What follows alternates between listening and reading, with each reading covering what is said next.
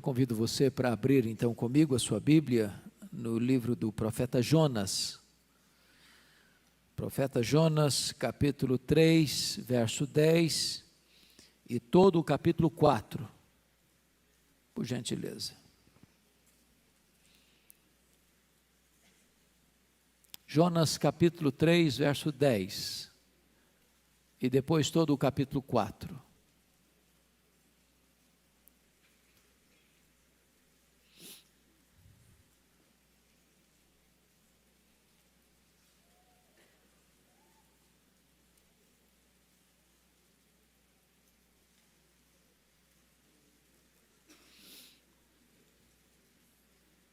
Às vezes os profetas menores ficam meio perdidos, né?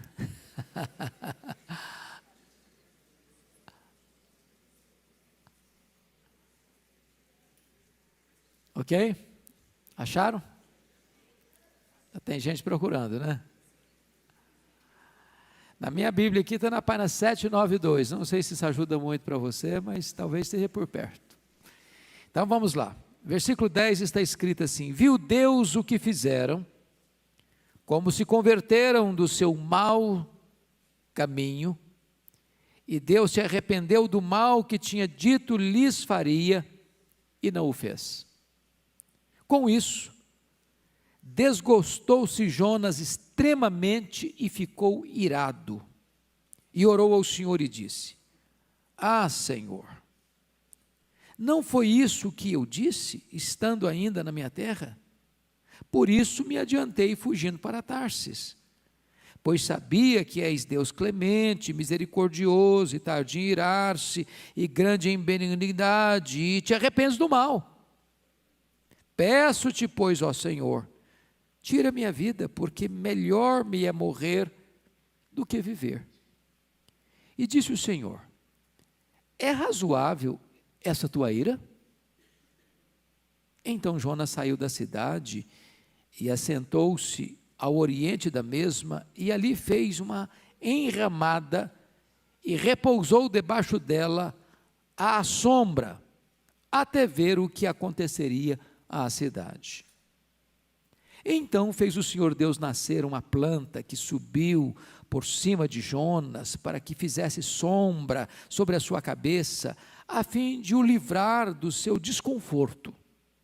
Jonas, pois, se alegrou em extremo por causa da planta. Mas Deus, no dia seguinte, ao subir da alva, enviou um verme, o qual feriu a planta, e esta se secou. Em nascendo o sol, Deus mandou um vento calmoso oriental. O sol bateu na cabeça de Jonas, de maneira que desfalecia, pelo que pediu para si a morte, dizendo: melhor me é morrer do que viver. Então perguntou Deus a Jonas: é razoável essa tua ira por causa da planta? Ele respondeu: é razoável a minha ira até a morte. Tornou o Senhor: tens compaixão da planta que te não custou trabalho, a qual não fizeste crescer, que numa noite nasceu e numa noite pereceu? E não hei de eu ter compaixão da grande cidade de Nínive, em que há mais de 120 mil pessoas, que não sabem discernir entre a mão direita e a mão esquerda, e também muitos animais?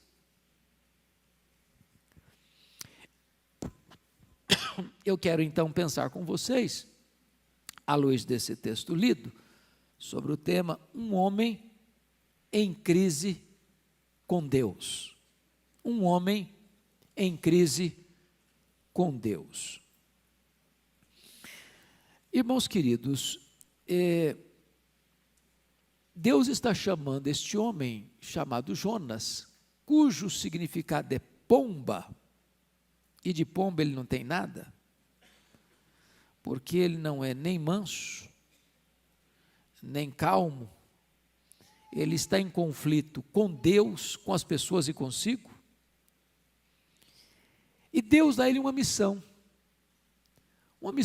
extremamente estranha a princípio, porque Deus endereça o ministério dele para a maior potência militar da época, para a capital dessa grande potência militar, que era o Império Assírio, e a cidade era Nínive. A cidade de Nínive, nessa época, era a mais importante cidade do mundo, representando o império mais poderoso do mundo, o império mais truculento do mundo, a cidade mais fortificada na época do mundo. Nínive, na época, tinha mais de 30 quilômetros de comprimento por mais de 18 quilômetros de largura. As muralhas da cidade tinham 30 metros de altura, tão largas que 2 carros podiam caminhar parelhados, e mais de 1.200 torres sobre a altura dessas muralhas. Era uma cidade inexpugnável. Esse império era tão mau, e tão violento, e tão truculento, e tão sanguinário, que quando eles entravam numa cidade, ou num território para dominar, para invadir, via de regra, eles capturavam as pessoas, eles deixavam os homens cegos, eles cortavam os membros superiores, e eles decapitavam as pessoas, e faziam montões e montões de corpos decapitados na porta da cidade, para dizer o seguinte: ninguém resiste ao nosso poder. Só que o pecado dessa cidade está crescendo, está crescendo, está crescendo, a tal ponto que Deus não suporta mais. E Deus diz para Jonas assim: dispõe-te, vai à grande cidade de Nínive, clama contra ela, porque a sua malícia subiu até mim.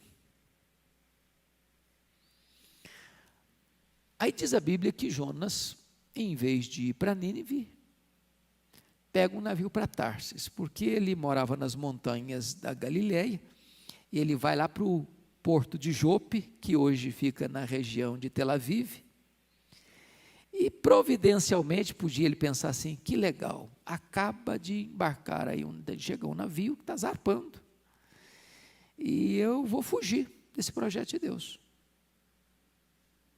E foi para outra região. Em vez de ir para Nínive, vai para Tarsis. Tarsis, na época, ficava na Espanha, o último lugar geográfico conhecido. E é uma profecia bíblica que diz que lá em Tarsis ele vai, porque lá não tem palavra de Deus. Ele não quer ser incomodado por Deus. E porque ele foge de Deus, Deus manda uma tempestade atrás dele. E porque ele foge de Deus, ele se torna um problema para quem está perto dele. E para acalmar a tempestade, ele reconhece que precisa ser lançado no mar. Ele não se joga no mar e diz: vocês têm que me lançar, senão essa tempestade não acaba. Quando perguntaram quem ele é, ele falou: não, eu sou um servo do Deus Altíssimo, eu creio no Deus que criou os céus, criou a terra, eu creio no Deus soberano. Mas que negócio é esse? Você crê que Deus é soberano e está desobedecendo a esse Deus? Você é ortodoxo e é rebelde? Você tem teologia boa e uma ética ruim? E aí Deus manda um peixe para tragá-lo. Quando ele está no abismo, ele ora. Ora por ele, ora por livramento, ora por salvação. Deus ouve o seu clamor. Deus ordena o peixe para devolvê-lo na praia. E Deus insiste com ele: agora você vai lá em Nínive e cumpre o seu papel. A cidade era tão grande que era uma cidade para percorrer em 3 dias. E ele percorre um dia só. E prega o sermão mais medíocre da história, porque no sermão dele só tem juízo, não tem graça. Ele nem chama o povo ao arrependimento, ele já dá a sentença: dentro de 40 dias Nínive será subvertida. Ele diz: se vocês se arrependerem também, Deus vai perdoar vocês. Não tem nada disso, ele só anuncia juízo. E Jonas vai se tornar o maior fenômeno do evangelismo mundial. Porque não há registro nem na Bíblia, nem na história da igreja, de nenhum pregador, por mais excelente que seja, que ao pregar para um auditório, seja ele pequeno ou grande, e sobretudo para uma grande cidade, e a maior cidade da época, que todos se convertessem. O que se esperaria dele? Louvado seja Deus, olha que resultado maravilhoso. Olha como Deus é bom. Olha como esse povo, cuja malícia subiu até o céu, se arrepende com um pano de saco e cinza e se volta para Deus. Olha como Deus perdoa esse povo. Olha como Deus endereça o seu amor aos gentios e para além das fronteiras de Israel, a salvação de Deus chega. Mas é nesse momento que nós nos defrontamos com o capítulo 4 de Jonas. Diante da conversão em massa dos ninivitas, diz o capítulo 4, verso 1, com isso o quê? Com a conversão dos ninivitas. Desgostou-se Jonas extremamente e ficou irado. Se você percebeu, o registro bíblico vai da compaixão de Deus, no capítulo 3, verso 10, para a ira de Jonas, no capítulo 4, verso 1. Vai do triunfo do propósito divino para o fracasso dos desejos de Jonas. Agora, porque os ninivitas não morreram, Jonas quer morrer. Ele é um cara contraditório, porque quando ele estava lá no ventre do peixe, ele clama a Deus para viver, aí Deus o liberta da vida, agora Deus o usa, agora quer morrer. Ele faz a melhor oração no pior lugar, no ventre do peixe. Ele faz a pior oração no melhor lugar, onde Deus estava trazendo salvação e restauração.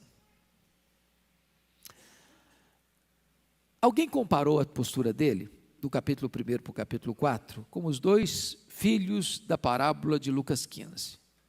No capítulo 1 ele é o pródigo, quer fazer as coisas do seu jeito, aí se arrebenta todo e precisa ser voltado para a agenda de Deus.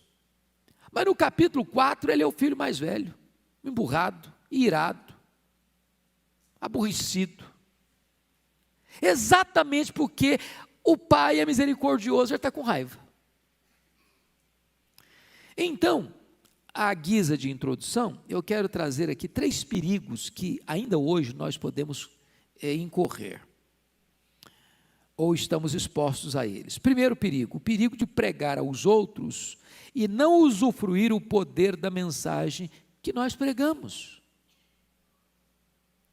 Às vezes nós somos o instrumento, apenas um instrumento, mas não queremos ser o objeto da própria pregação que nós proferimos. A pregação que sai de nós abençoa as pessoas, mas porque o nosso coração não está disposto, a mensagem que saiu de nós e abençoa as pessoas, não está abençoando a nossa própria vida que transmitimos a mensagem. Foi isso que aconteceu com ele. A cidade de Nínive se quebranta e ele se endurece. A cidade de Nínive quer viver e ele quer morrer. Segundo perigo, perigo de se cansar da obra e na obra. Se você percebeu, Jonas faz a obra de Deus porque ele não tem outra opção. Ele não faz por prazer, ele não faz por deleite, ele não faz espontaneamente, ele faz debaixo do aguilhão. Ele faz porque não tem outra saída. Meus irmãos, aqui está para nós um alerta, assim, já preliminar, é o risco de você fazer a obra de Deus por um encargo pesado, fazer a obra de Deus por uma canga que esfola o seu pescoço, fazer a obra de Deus porque você tem medo de castigo, mas você não deleita assim em Deus, você não tem prazer em Deus, você não se alegra na obediência a Deus. Foi o que aconteceu com Jonas. Terceiro perigo, o perigo de se fazer a obra de Deus, mas não se deleitar no Deus da obra. Irmãos, a maior prioridade nossa não é fazer a obra de Deus. A maior prioridade nossa é nos deleitarmos no Deus da obra. A obra de Deus tem que suceder e não preceder o Deus da obra. O Deus da obra vem antes da obra de Deus. Em outras palavras, Deus está muito mais interessado em quem você é do que no que você faz. Deus vem primeiro. Ele é a motivação. É por causa dele que você faz a obra. É para agradar a ele que você faz a obra. É para glorificar a ele que você faz a obra. É para que o coração dele se deleite em você, é que você faz a obra. Ele é a causa. Ele é a motivação. Ele é o fim maior. Dito isso, eu gostaria então de considerar com você o texto em tela. Então vamos lá. Primeiro, Jonas, um homem que se desgosta do que Deus gosta. Olha aí o versículo 1. Com isso desgostou-se Jonas extremamente e ficou irado. Essa palavra irado no hebraico significa literalmente quente. Quente. Em outras palavras, Jonas está ardendo em ira como fogo. Enquanto Deus abranda sua ira e deixa sua ira e aplica misericórdia aos ninivitas que se arrependeram, Jonas acende uma fogueira no seu coração. Jonas acende um fogaréu na sua alma. E ele está ardendo em ira. Em ira. Mas a pergunta é, o que é que deixou o Jonas irado? Primeiro, a conversão dos ninivitas, capítulo 3, versículo 10. Você já pensou num pregador desse? Ele prega um sermão, aí o povo se converte e fica com raiva. Fica com raiva. Mas ele está com raiva de Deus. Ele está com raiva de Deus. Porque tudo o que ele esperava com a sua pregação é que o seu medíocre sermão, que só trouxe juízo e nada de esperança, pudesse se cumprir literalmente. Dentro de 40 dias Nínive será subvertida. O que ele esperava era um repeteco de Sodoma e Gomorra, e Deus trazendo fogo do céu e destruindo aquele povo.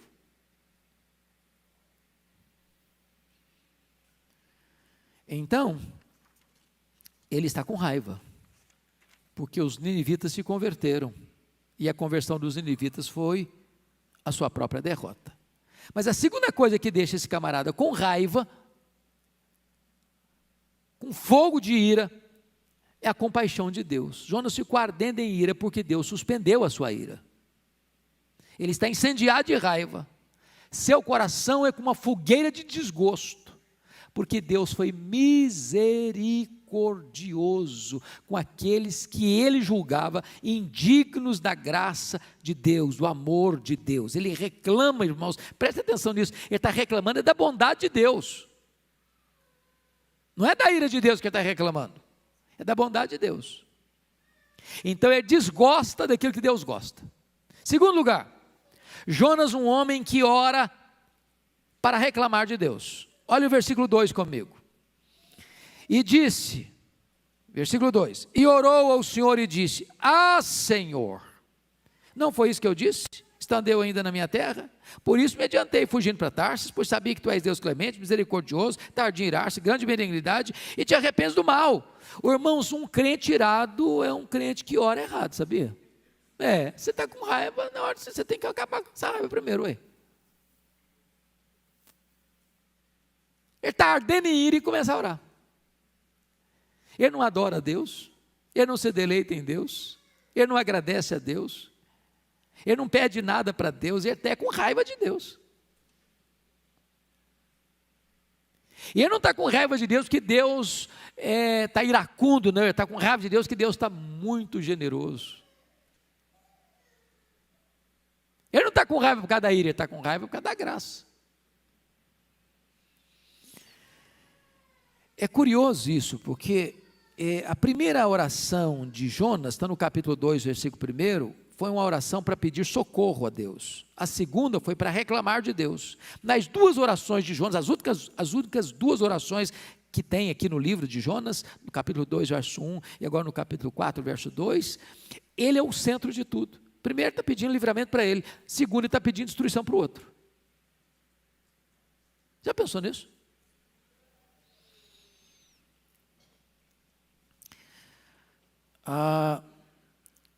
O que eu acho curioso é que nesse capítulo 4, verso 2, o Jonas, ele diz com toda clareza por que ele tomou o navio para Tarsis.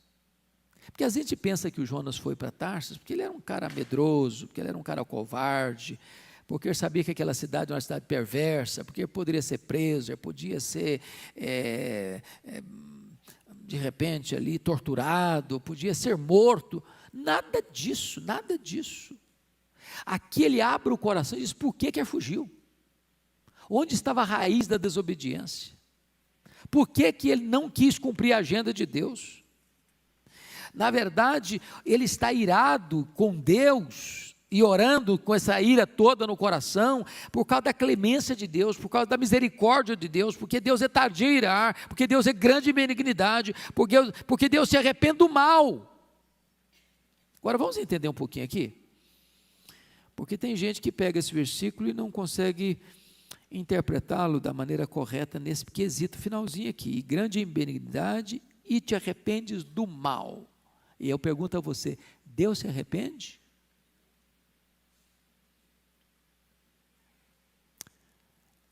O que significa Deus se arrepende? O que significa o arrependimento de Deus? Nós falamos que isso aqui é uma antropopatia, trocando em miúdos. Antropopatia, uma palavra grega que significa atribuir a Deus um sentimento humano. O arrependimento de Deus não é o mesmo arrependimento nosso. Quando é que eu me arrependo?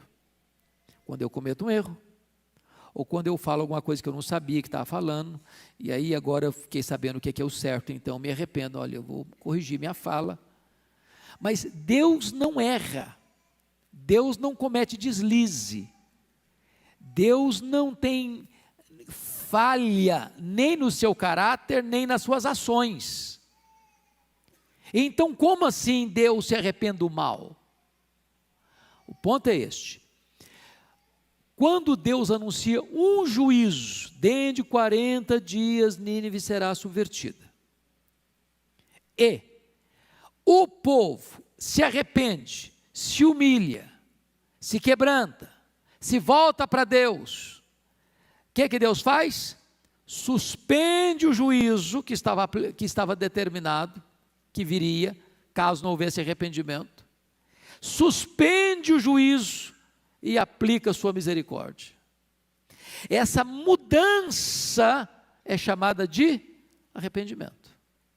Na verdade, não foi Deus quem mudou, o povo mudou, da malícia que subia até o céu, para um quebrantamento e humilhação perante Deus. O que Deus faz? Se tivesse malícia, viria o juízo. Havendo arrependimento, existe misericórdia. Essa mudança aí é que é chamado de arrependimento. Então Deus arrependeu-se e te arrependes do mal. É nesse sentido aqui que esse termo está. Terceiro ponto aqui, Jonas, um homem que quer morrer porque os outros querem viver. Olha o versículo 3 comigo. Peço-te, pois, ó Senhor, tira minha vida, porque melhor me é morrer do que viver.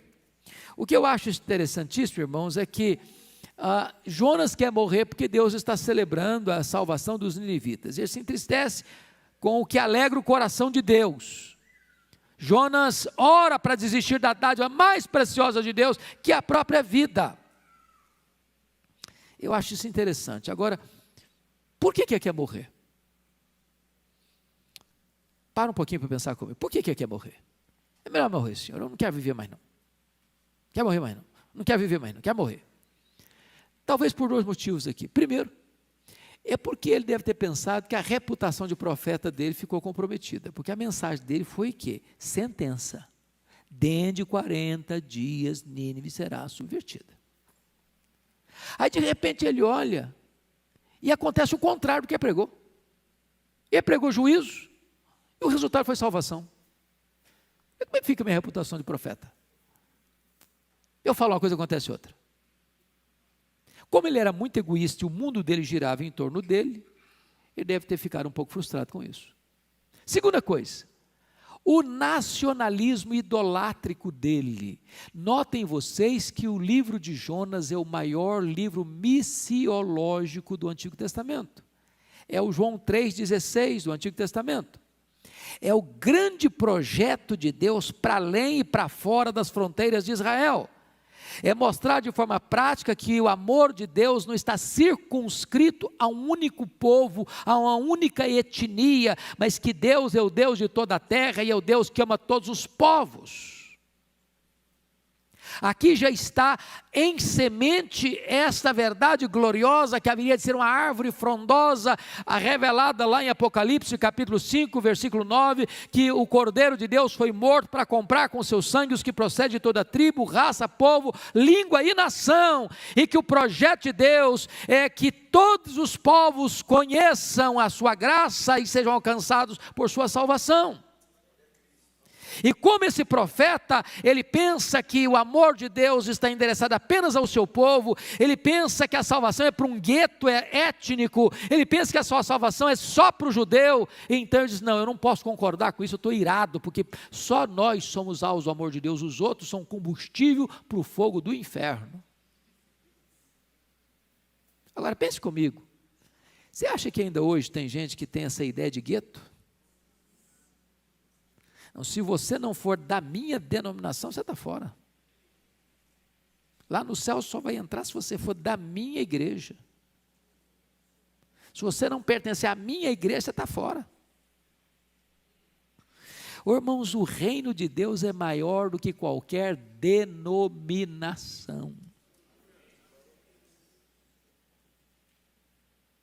A igreja de Deus não se deixa limitar por essas cercas humanas. Aliás, só tem uma igreja. E a única igreja verdadeira que existe é aquela que é composta de todos aqueles que foram lavados no sangue do Cordeiro, que foram salvos pela graça.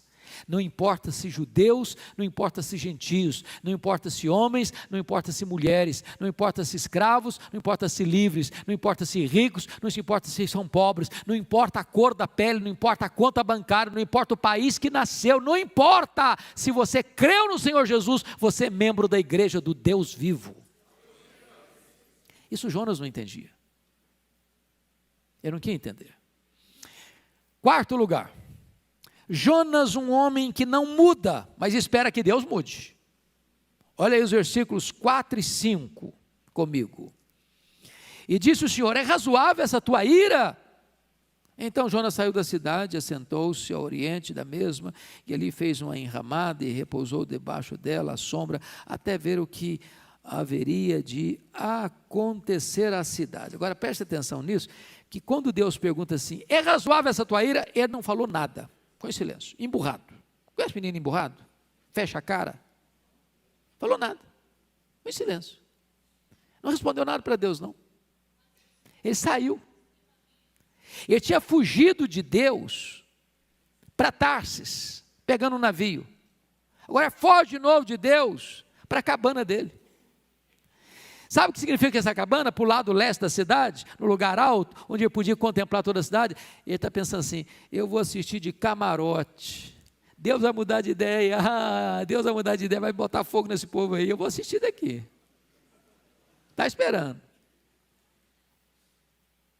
Ele não muda, mas espera que Deus mude. Preste bem atenção nisso, amados. Quantas vezes nós temos essa tolice de achar que o nosso ponto de vista é melhor do que a própria ideia de Deus, do que o próprio desígnio de Deus.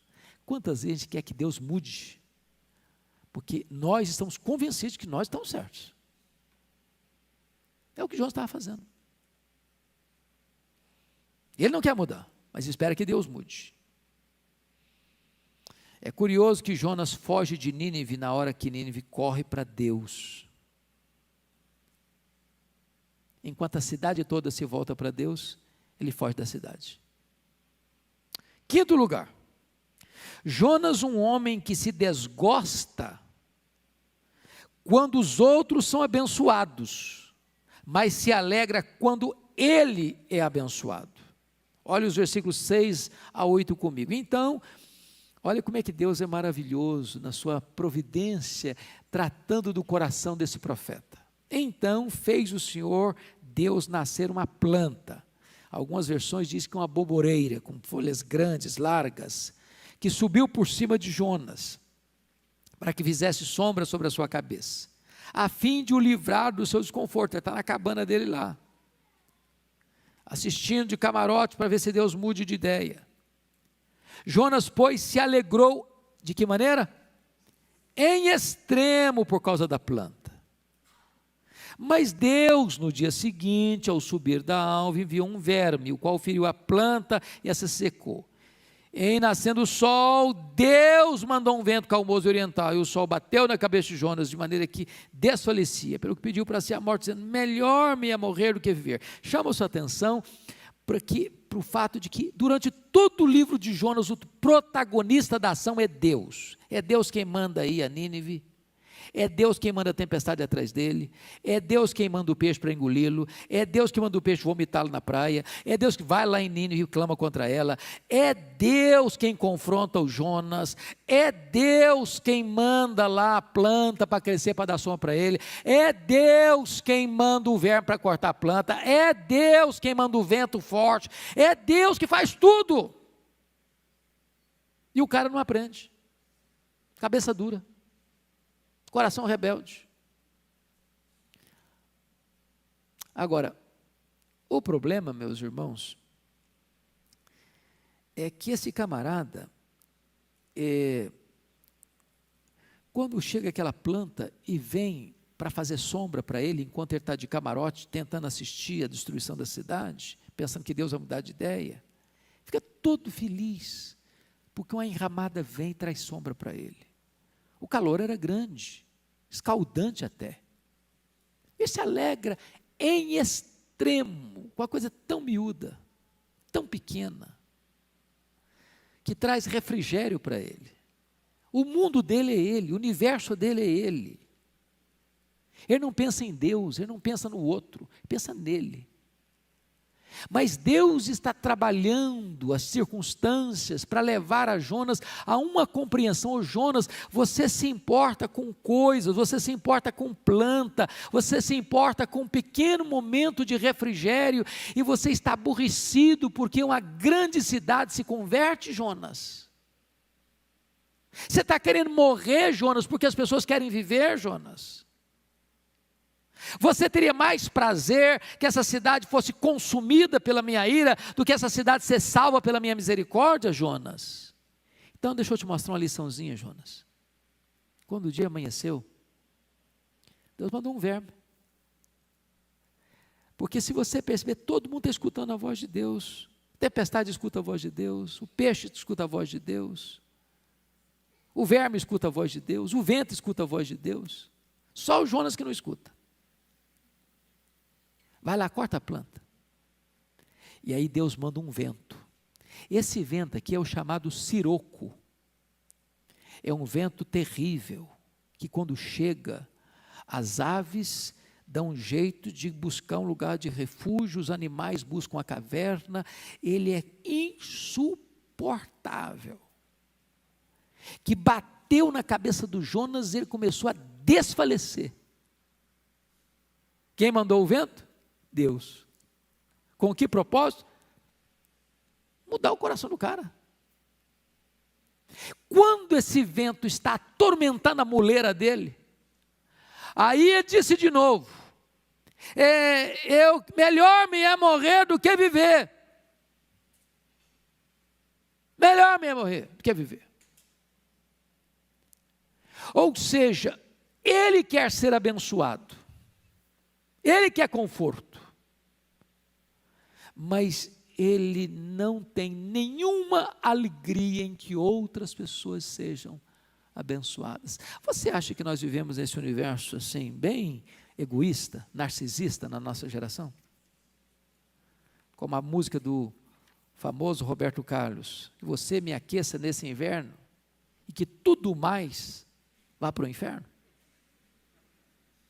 Quanto que eu me sinta bem, que se dane os outros. Essa era a teologia de Jonas. O que Deus está tentando mostrar para ele é o seguinte: se você se importa com a planta que você não plantou, que você não regou, que você não cuidou, que nasceu hoje e pereceu à tarde, não terei eu motivos de ter compaixão por uma grande cidade, Jonas.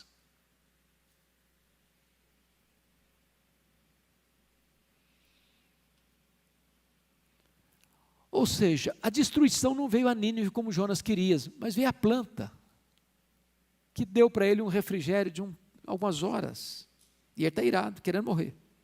6º lugar, Jonas, um homem que ama mais as coisas do que as pessoas. Confira comigo os versos 9 e 10. Então perguntou Deus a Jonas: é razoável essa tua ira por causa da planta?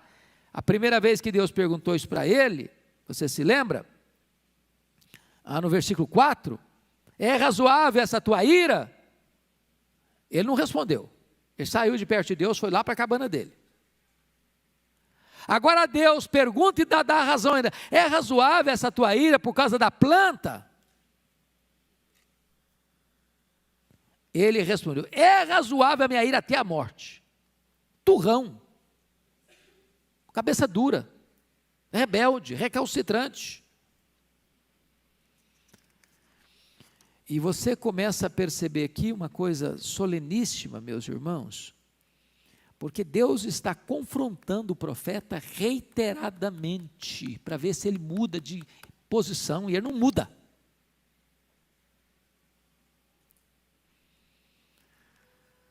Ele não quer aceitar o modo de Deus agir. Aliás, se você ler o livro, você vai perceber que o Jonas não só é rebelde contra Deus, mas ele se torna pior que os gentios. Porque vamos pegar comigo aqui, qual foi a postura dos marinheiros pagãos diante da tempestade? Como é que terminou a cena do navio, depois que Jonas foi jogado no mar e o mar se acalmou? Eles adoraram a Deus, o Deus de Jonas. O que aconteceu com os ninivitas, cuja malícia subia até o céu? Eles se arrependeram. Então Jonas não só é rebelde contra Deus, mas ele está se posicionando como pior do que os pagãos, que não queria que fossem salvos. Tem hora que eu só vejo defeito nos outros, não vejo defeito em mim. E de repente, aqueles que eu acho que são os problemas, estão melhores do que eu. Quero que eles pereçam. E me entristeço quando eles são salvos. Esse é o Jonas.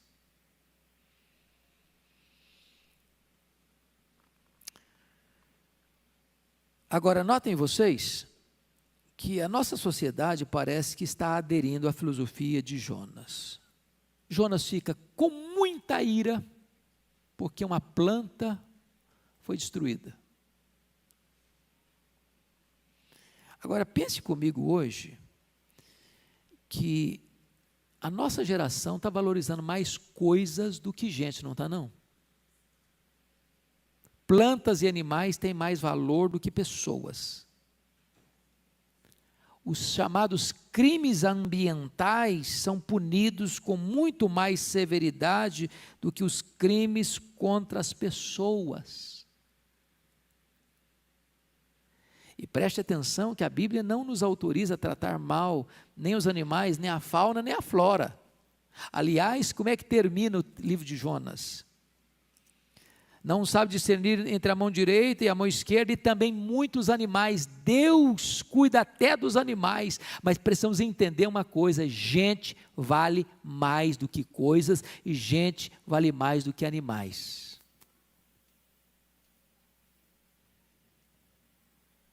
Como alguém já disse o seguinte: se você estiver andando na rua aí, e alguém está com um cachorro na coleira, e o cachorro avançar em você, e der uma mordida na sua perna, chute o dono do cachorro, não o cachorro. Porque se chutar o cachorro, o crime é maior.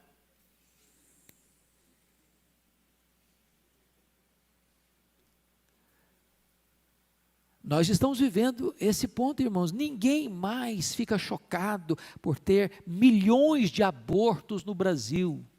Mas matar um periquito é um crime inafiançável.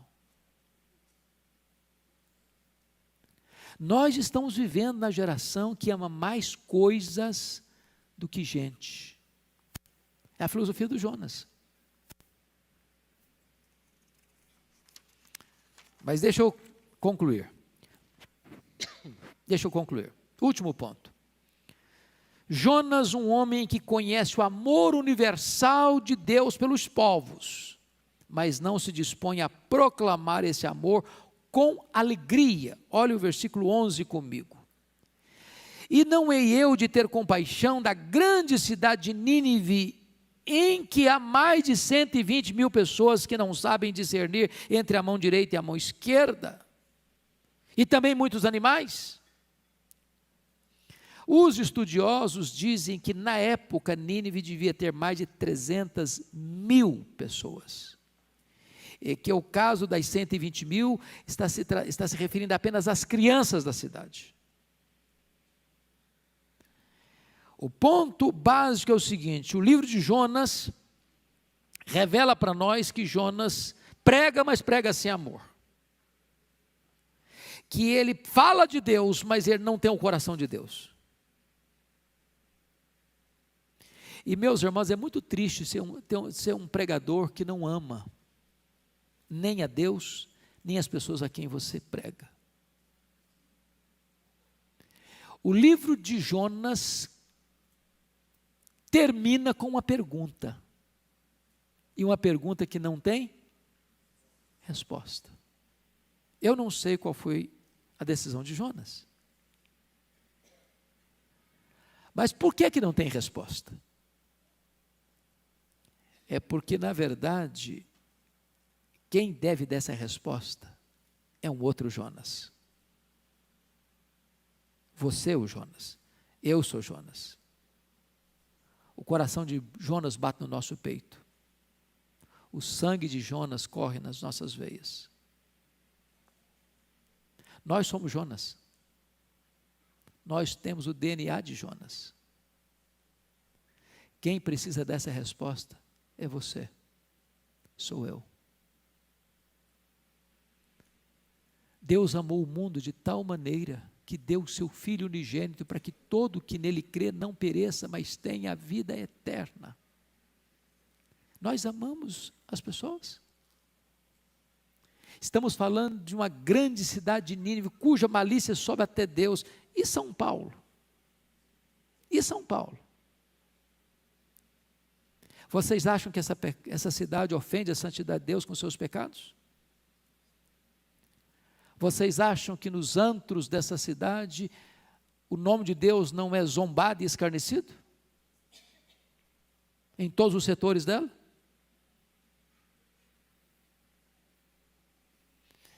Temos nós nos importado com essa cidade? Temos nós amado essa cidade? Temos nós pregado para essa cidade? Temos nós amado mais as coisas passageiras do que as pessoas que estão perecendo nessa cidade? Nos importamos com ela? Estamos engajados na agenda de Deus de ver essa cidade salva? Essa resposta, irmãos, não foi dada lá no século VIII a.C., há 2.800 anos, porque essa resposta precisa ser dada hoje, 18 de março de 2019, aqui na cidade de São Paulo, por você e por mim. Que Deus nos abençoe, que Deus nos ajude a dar essa resposta nesta noite.